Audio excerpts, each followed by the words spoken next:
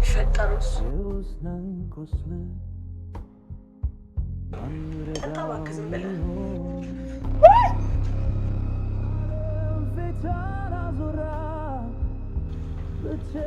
እኮ ከገባ ሰዓት ጀምሮ አንቺን እያየ ብልሃጩ እየተዝረከረከ ነው። ደግሞ እንዲጠጣ አድርጊ። አሁን እኔን አሜሪካ ወስዶ የሚያደርገኝ ሰው ልጥ እዚህ እያልሽ አሜሪካ አይከብድም። ካልሆነ ወጣ ብለሽ ተፍ በይበት። ገደልሽው? ዛሬ ወርቄ ጋር መጨቃጨቃ ነው። ወርቄ ግን እንደሱ አይባልም። እኛ መንግስተ ሰማያት ነው አይደለም የምንገባው?